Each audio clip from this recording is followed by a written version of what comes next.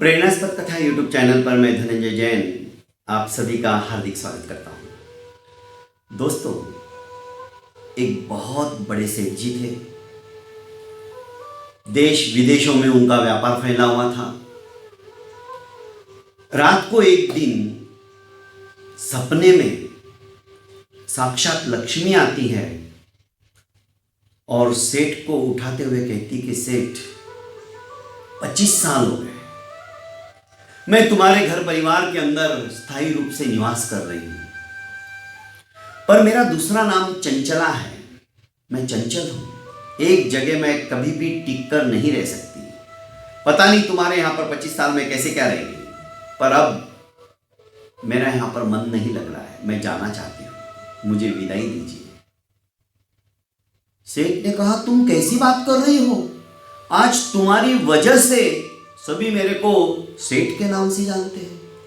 मेरा रुतबा है, शहर के अंदर ही नहीं पूरे आजू बाजू के नगरों में भी मेरे नाम का डंका बजता है।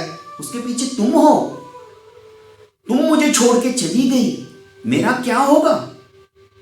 सब कुछ समाप्त हो जाएगा। तुम ऐसा नहीं कर सकती। अरे तुम्हारे लिए मैंने क्या नहीं किया?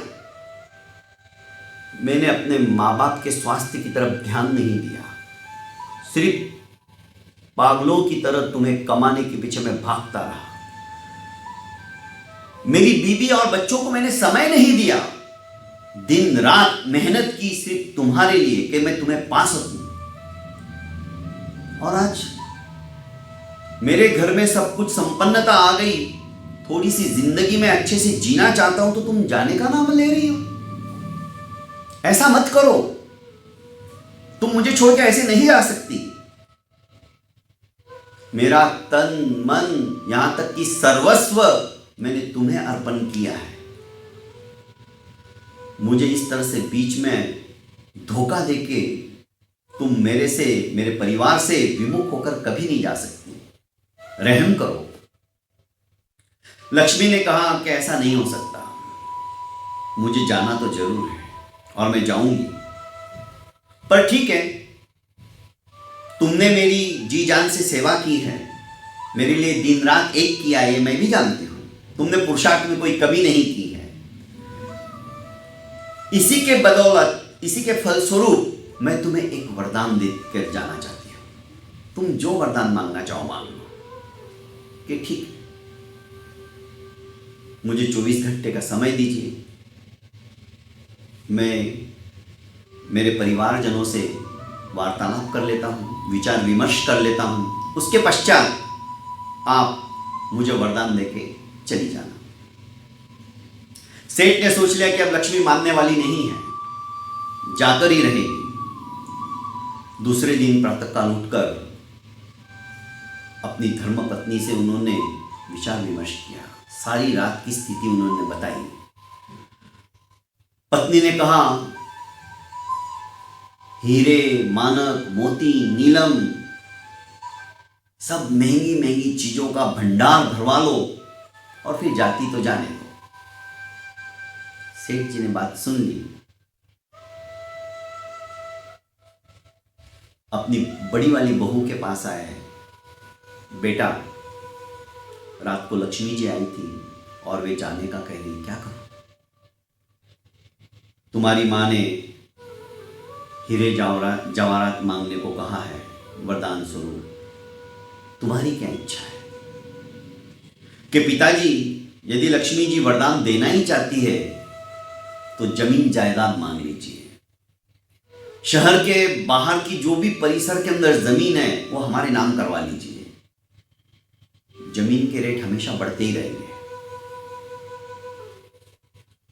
सेठ ने बड़ी बहू की बात सुनकर दूसरी बहू के पास उसके कमरे में गए और बोला कि बेटा, तुम्हारी माँ ने, तुम्हारी बड़ी बहन ने ये मांगा है, तुम्हारी क्या इच्छा है? मझली बहू बोली कि पिताजी, यदि माँ लक्ष्मी देना ही चाहती है तो धन धान्यों से भरपूर हमारे भंडार भर जाए। हम पेट के लिए तो सब कुछ करते हैं, आपकी कई दुकानें जो किराने की है आराम से चलती रहेगी, हमें किसी तरह की कोई दिक्कत ही नहीं आएगी। हर तरह का अनाज मांग लो। सेठ ने उसकी भी बात सुन ली और अंत में अपनी सबसे छोटी बहू के पास आए और बोले कि बेटा ऐसी ऐसी बात है, क्या करना चाहिए, तुम्हारी क्या इच्छा है। छोटी बहू ने कहा कि पिताजी आपके रहते हुए मैं क्या सलाह दूं। दोस्तों, जिस परिवार के अंदर, जिस घर के अंदर छोटे से छोटे की भी सलाह ली जाती है, उस घर के अंदर कभी भी दुख नहीं आता है। और जिस परिवार के अंदर जब तक घर के अंदर बड़े बुजुर्ग मौजूद है, जिंदा है, उनके विचारों का अनादर नहीं किया जाता है, वो घर भी कभी भी दुखी नहीं हो सकता है। उनकी बात का वजन रहता है, उनकी बात में दम रहता है।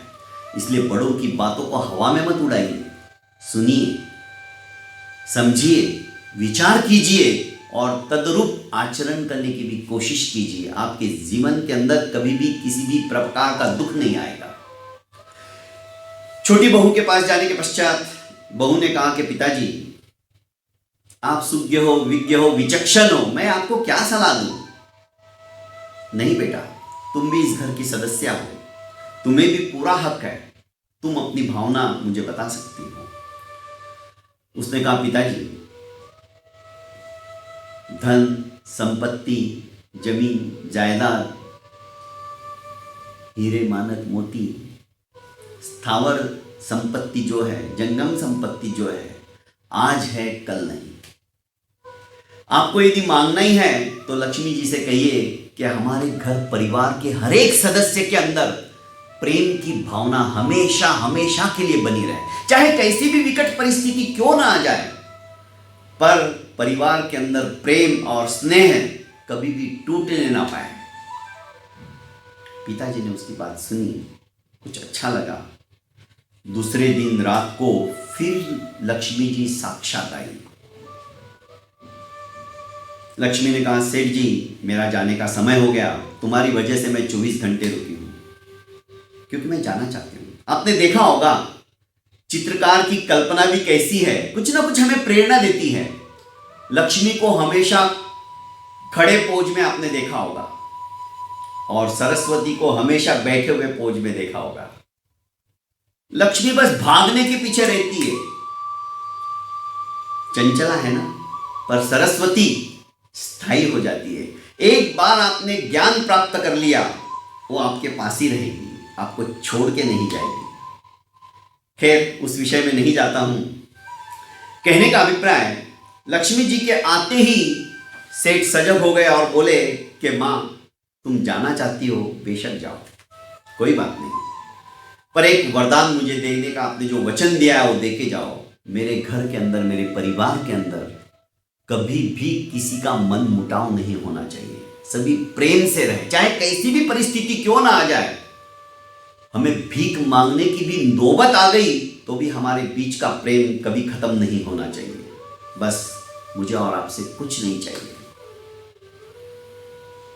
लक्ष्मी ने कहा कि वत्स तुमने प्रेम शब्द का मांग कर मुझे ही रख लिया। अरे जहां प्रेम है, जहां स्नेह है, वहीं पे लक्ष्मी का निवास होता है। जहां प्रेम नहीं, वहां कुछ नहीं। हमारा घर, हमारा बंगला हजारों लाखों नहीं करोड़ों रुपए के फर्नीचर से सजा हुआ है, पर घर के अंदर प्रेम नहीं है ना। डनलप के गद्दे के ऊपर भी नींद की गोलियां खाने के बावजूद भी आपको नींद नहीं आएगी, क्योंकि स्नेह नहीं है, एक दूसरे को समझने की भावना नहीं है। पर टूटी फूटी खाट है, झोपड़ी है, सवेरे खाने को है तो शाम को नहीं है, पर परिवार के अंदर स्नेह है, एक दूसरे को समझने की भावना है, अपना अपना कर्तव्य, अपना अपना उत्तरदायित्व सभी जानते हैं।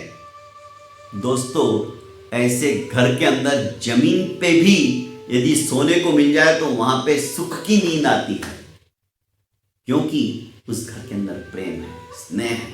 लाखों करोड़ों का फर्नीचर नहीं है, पर प्यार की सुगंध है, खुशबू है। तो प्रेम के अंदर दोस्तों ये ताकत है। घर परिवार के अंदर प्रेम बनाए रखो, यही प्रेम हमें अभ्युन्नति की ओर ले जाएगा। बहुत बहुत धन्यवाद।